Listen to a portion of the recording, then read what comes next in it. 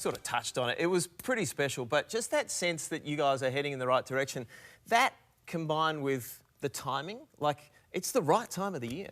It is, and we don't want to get carried away with ourselves. I think the last couple of weeks we've had a few good wins, but we're in no point resting on our laurels and getting cocky at all. I think we know that we've got a lot of work to do. When it comes to the end of the year, the Australian going to the Ashes, we've got a cricket Ashes here, then a rugby league Ashes over in the UK. No doubt you'll be a part of that, but we're starting to see people like Tino now, and Haas has going and playing for the nations where, you know, their family is from. Is that a good thing, do you think, in terms of the strength of international rugby league? Mate, I honestly think it's great for the game. I think seeing these sort of Pacific nations thrive in that international stage, I think is so good for the game. These guys are so passionate about where they're from, their culture, their parents, where they were born, that kind of thing. I think it's such, they've come to Australia on such a limb from these little countries like Samoa and Tonga, and for them to be able to represent their family and sort of put their family's name on their back and go represent them on the world stage, I think it's great for rugby league. It's great for them to be competitive, and it's beautiful for them to represent their family as well, I think.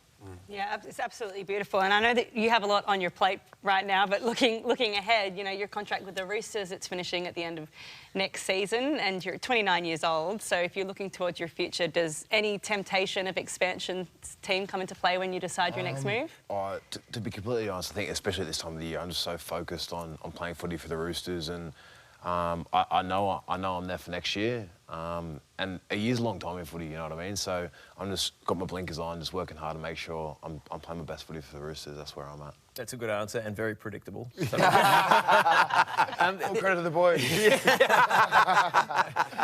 The other thing that's floating around is this R360, this rebel competition. Now, I won't go there with you. You've got a history in rugby, so perhaps it's something on your mind. But it's a temptation, it has to be a temptation for rugby league players as well as rugby players, because they are offering some big cash. Yeah, for sure. But I think at this point, it's nothing but just a whisper, you know what I mean? So I think until there's anything solid there, you're not going to see guys putting their hand up saying, oh yeah, I'm going to do this. But the amount of cash that they're throwing around is obviously going to be perking the guys' ears up, you know what I mean? They're talking about $1.5 to $2 million for these players, but at this point in time, it's just a whisper, and who knows what's going to happen, so we'll see. And we've seen, you know, that kind of discussion happen in other sporting codes as well. But what I've seen from athletes in particular, especially over the last decade, is work-life balance on and off the field. You married in May to your beautiful wife, Chloe, and now own a barber shop. How do you think that all translates to how you play on the field? I think having stuff off the field always helps you. Oh, here she is. Look at her. She looks gorgeous. You're punching there, Gussie. I'm definitely punching. Big shout out to Chloe. I think, honestly, I've loved being married. I think everyone sort of says, oh, nothing changes that much, but I just love being able to come home and call her my wife, you know what I mean? So you talk to people, oh, sorry, man, I've got to get home to my wife.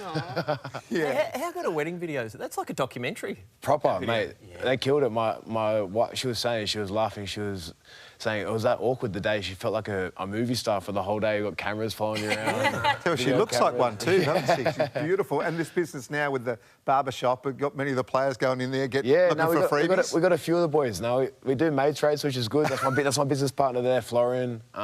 He's been great. So AC, Angus, Crichton, Flo, he's this little French man called Florian from Paris, and he's a head barber. So that's where the AC Flo comes from. We're looking to open our second store in Darlinghurst hopefully next year. So it's exciting. I'd say, I dare say there's a few on the panel here who might be getting down there. Hey, probably get a bit of help as well. You got great hair. Has had great hair. That's real thing. That's real thing. You got plenty of time.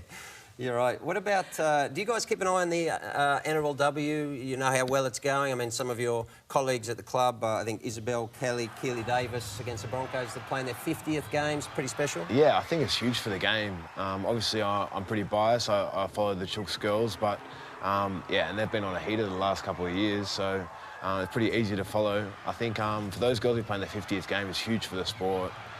It's huge for them personally, and I think it's such a great achievement. Angus, thanks for spending some time. Just be careful on the moped. Yeah.